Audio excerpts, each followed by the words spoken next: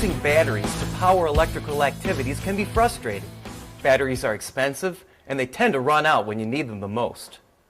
The Genecon converts mechanical work into electrical energy in a way that gets students involved. The handheld Genecon generator can be used whenever low voltage is required.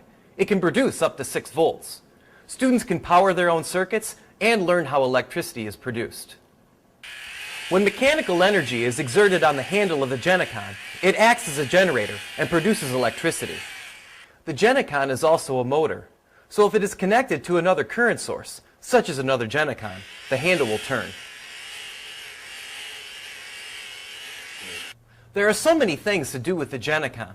First, connect it to a light bulb to show how it works. The faster you turn, the brighter it gets.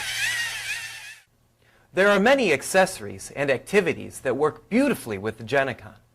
Here are just 3 of my favorites.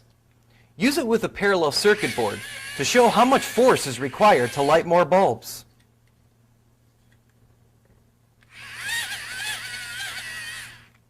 As more bulbs are connected, students will see that more energy is required. The Genecon can make difficult concepts like electricity and circuits really fun to explore.